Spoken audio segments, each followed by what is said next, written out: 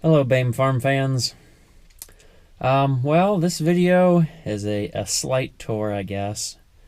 And it's going to sort of cover the year of improvement here. That's mostly through a few purchases and a handful of fixes, which I will highlight as we get along here. Okay, so we're in our very back barn, and I'm standing on top of the ear corn. I guess the first improvement of the year is we put some LED lights in the barn and did some rewiring also, because the electrical is all messed up back here. We're not sure if a lightning struck, but the triplex coming back to this barn, there were parts of the insulation that had melted.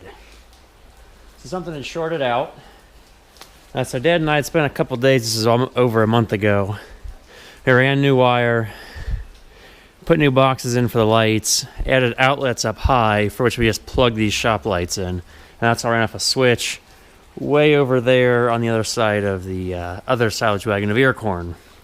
And we also put in outlets down low here where we could reach. There were no outlets anywhere in the barn except for down there at the far wall. So there's always string and extension cord, string and extension cord. Now we have outlets closer to life. There's one on this post and one on the second post down there by the chicken shed, which you can kind of see the shed right here. I will do a more complete video on that when it's done. I really need to get it done. It's been a slow process, which I will explain that slow process when we get there. So I guess the barn project is probably like the best thing to get done because I hated not having electric back here. Okay, next thing on the year of improvements list. I'm glad we have the barn done. But the next thing relates to the grain bins, the second two in line there. Middle one has corn in it. That one doesn't.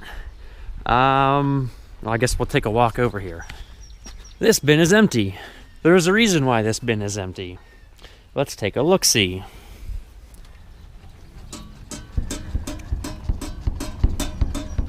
Yeah, that's not good. And you kind of see it shaking over there.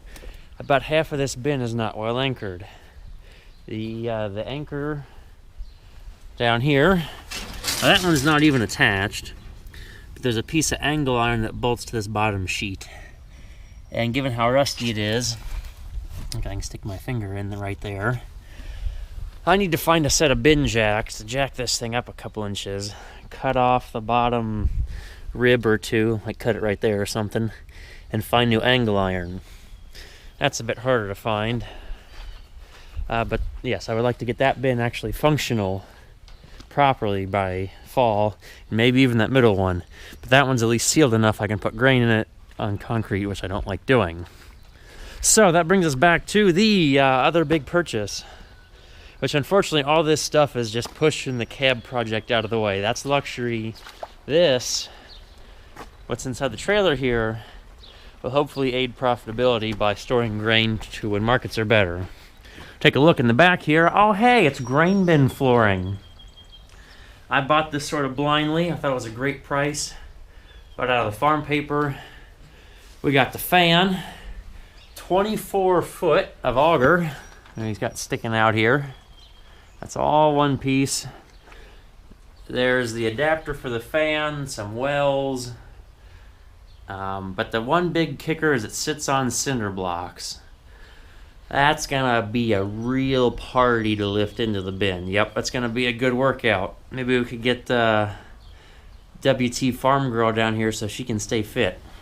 She always claims her farm workouts are her way to fitness. To be fair, that's what I do too, forking down silage. So yes, this is gonna be a real fun party getting cinder blocks in the bin. But yeah, fan, a bunch of other stuff. So it's almost a complete bottom part of a grain bin, but it wasn't in a grain bin. The old farmer had it in an old wooden barn, which unfortunately when I picked it up he was kind of camera shy, so I didn't get to get any views of the barn. But just picture old wooden peg and beam barn with cables everywhere and lots of wood walls to hold grain. Okay, so that's big on the project improvement list that was planned. Now if we turn around behind us, or behind you, So Saturday, before Easter, there was a consignment sale. And this is only part of it. This stuff, the 2 tanks are at the very end of the auction. There's more tanks. There's a total of 5 liquid containment devices I came home with. 1,000 gallon tank, 1,400, which gives us enough capacity to like go get a load of water in town and spray almost everything if we have to without getting water again. And then there was this double chain elevator, which those little single chains are nice, but 2 chains a little wider and get more ear corn up, and it's longer. So next year, if I fill that crib again, which I probably will, that one crib you guys saw me fill back in December, January time. This is long enough to fill from the center. That crib we had to fill on a side door, like the grain bin has one there right at the bottom of the roof by the ladder. Yeah, we were filling it essentially from that door on that crib. So that was a pain to actually fill the whole thing. Now we can drop it in the top. It's got a nice lovely chute. Don't have to worry about flinging it out the end. It's got a nice spout to drop it down. It'll make it easier if somebody rolls in here with a gravity wagon to fill. We can make it real quick, transfer between wagons. So someone's gonna want a price rundown. $1, $10. Now let's go see what else that auction sent me home with. Okay, so behind me you can kind of see the trusty gravity wagon that we dumped and I repaired, and it trails wonderfully. As much as I love pulling that thing to the elevator, going about 18 miles up to Wilmington, I mean, that'll wear out tractor tires, and I can only take so much pulling a truck. I only pull 1 wagon behind Dad's truck. Even with Phil in the truck, that's only good for less than 300 bushel usually. A lot less. It's only like 250 and some change. It'd be nice to have a bigger gravity wagon. Well, instead of a gravity wagon, one of the 2 main reasons I went to this auction is behind you guys at the moment. And this video started inside the big purchase at the auction I brought home. It's big, and it's very white at the moment, so it's big and white. I don't know if the white paint scheme will last forever. It may gain a different color in the future. But let's turn around for the big reveal. Well, hot darn, it's a big white truck. It's an F-Series Ford, which they sort of unknowingly advertised as an F800. I want to say it's more like an F700 size. But it's sort of like how over here we have an F Super Duty, which is about an F450. Now, part of the reason I bought this big white monster is because our old grain truck has been sitting here, for a number of years greater than 5. It originally needed a throw-out bearing, which we drove it home, or Dad drove it home that night full of pumpkins, clutchless, just never stopping, and always timing it just right, pulling it out of gear, and keeping the throttle. We got good at clutchless shifting that night. By we, I mean Dad, because I couldn't drive at the time. So that's well over 5 years ago. Yeah, you know how people say, oh, it's been sitting there for 4 or 5 years, automatically add 5 years onto that. Or when they say it's been sitting 10, it's been at least 15, probably 20. Everybody's time clock is a little messed up. Okay, so back to that. This is a 20-foot box. It is in the market for probably a 16-foot grain box. I mean, they're going to move the rear wheels forward. Definitely going to cut off some frame on the back. Dad's thought was we can just truncate the frame right there.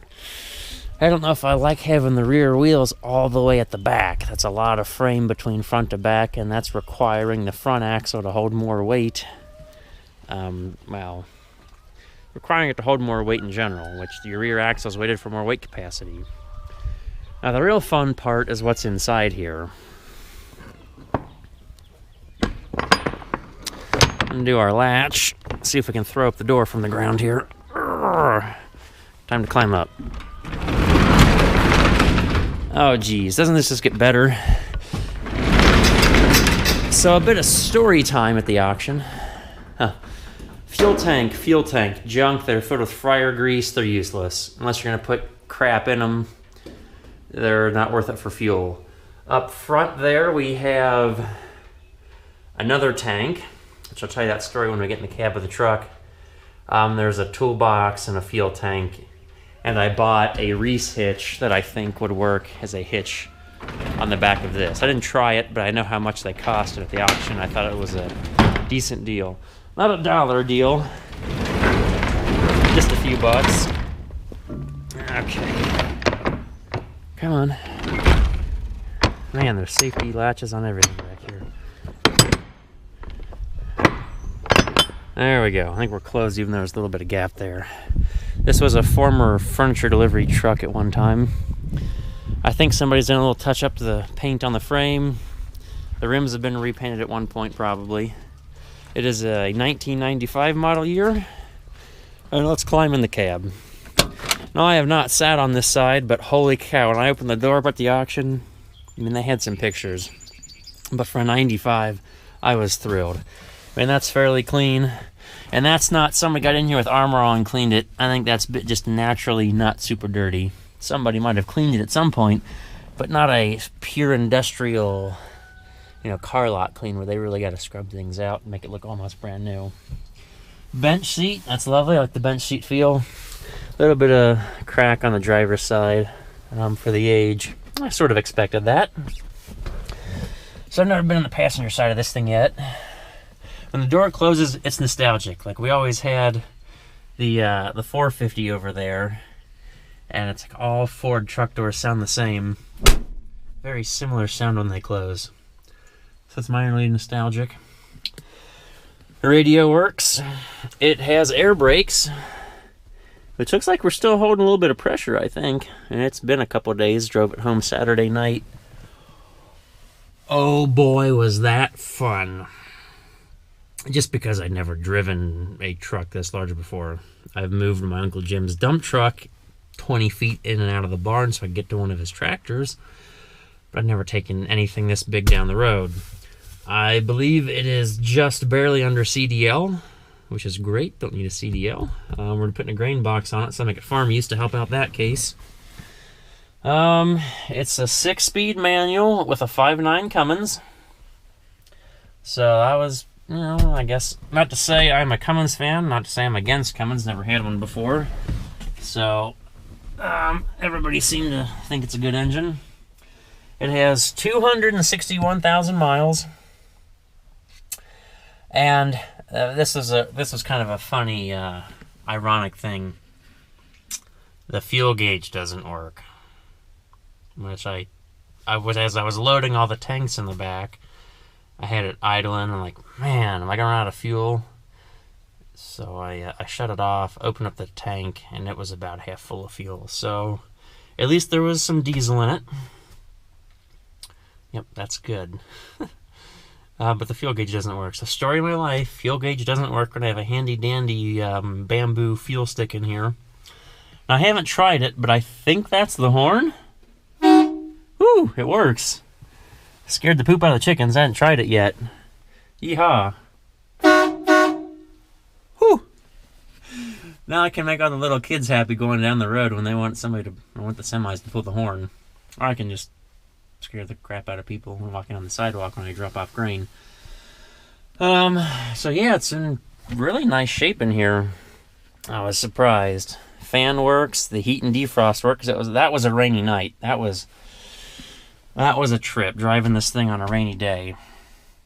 What else? The high beam switch down there on the floor. You got to press the little button. That doesn't work, unfortunately. So that's, at least everything else works good. So that's good. I guess I can deal with no fuel and only having low beams at the moment. I don't plan on driving this too much at night, so that's good. Okay, so the story on all the fuel tanks. I didn't go there to buy the fuel tanks. I went there to buy this truck and a Ford corn picker at this consignment sale. The Ford corn picker was mounted to a tractor they had to sell together, which was disappointing. It brought way too much money and ended up going to North Carolina. Picker was in great shape. One row mounted picker. It was a red version of the blue one I have. Yep, missed out on that. Oh well. Really needed the truck more so we can haul grain. Somebody's going to ask how much on price. It went for 33 of Ben Franklin and his friends. So let you decipher that code. And I was about ready to get out at $3,000. I was like, man, I don't know. I got to put a grain body on it still. But looking at the condition of it, I mean, the paint's in pretty good shape. Not all rusted out underneath the cab. The only ugly spot, I guess, is that this one fuel strap had rusted through. But if we kind of can see anything underneath the cab, I mean, it's 23 years old. It's 2 years younger than I am. But maybe, everybody's fingers are all over it at the sale. And it's sat outside, a little bit of, I don't know, like those little black dots of, I want to say, like scum or whatever. But I thought it looked really good. So the guy next to me elbowed me like, I think if you go for 33, it'll be yours. Because we were waiting around, the auctioneer was looking around, going for 32.50, and nobody was biting. He was wanting 35, and nobody was biting. So he was about ready to like bring the hammer down, going once, going twice. And I tapped him on the shoulder and like, okay, let's go 33. I went that whole bit again. The other person, I guess, didn't want it that bad. And that's how I ended up with a gigantic white box truck. Now, the tanks were a real hoot. It got to be the end of the auction. I got there at 10:45, and there was a bunch of lawnmowers and crap, and they were farting around on lawnmowers, and I decided it was worthwhile to stay for that truck. And that truck sold at about 2 o'clock. And I hung around. The auction ended at like 4:30 or so, and I hung around. And I got down there with water tanks, and I waited till the very end to sell these dumb things. I bought the green one first. And the auctioneer's like, oh, anybody give me, go anybody for 100. No, nobody bid at 100. He tried 50. We all looked at each other like, are you nuts? Of course, there's like 10 of us left who might have bid, if that, and just maybe a few people who are just being nosy. And eventually gets down to 5. Still nobody. We're all looking at each other, and I'm like, fine. I throw up a finger. I'll give you $1. Now, granted, these are cheap, they're low-cost tanks because they need a valve. And I only have one lid between these two tanks, and I'm not sure which one it fits, if it even fits, because I couldn't get it to fit either one. Really, I didn't try that hard, but it wouldn't screw down easily. No cracks. Seem like they've only been used for water, no fertilizer or other chemicals, so that's good. And they fit on the hay wagon nicely, but the hay wagon is probably only good for holding one water tank. So I'm hoping when we get the truck all figured out that we can put 2 water tanks on the big white monster. So yeah, this one was $1 tank. I think that one might have been 10. There was a couple other bidders on that. We got up to a whopping $10. The fuel tanks cost me $5. But the funny part was, as we went down the line, there were some of those like cone bottom fertilizer tanks, like plastic like this, but they had a stand and they had a cone to the bottom. Auctioneer looked at me, so like, you're gonna give $1, right? I'm like, sure, you got me here. And then somebody else bid, and I'm like, I'm out. I don't want these things. I don't want those tanks. I don't know what was in them, and I don't want to deal with them. So I was like, okay, got $2. Good, you got somebody other than me to try to buy it. So yeah, that's the little auction story. There was some other equipment, lots of small things, bush hogs, 2 bottom plows. It was in a highly residential area. The county is being taken over by residential developments and high taxes, so the farming stuff is very small. Now this elevator, the funny part about it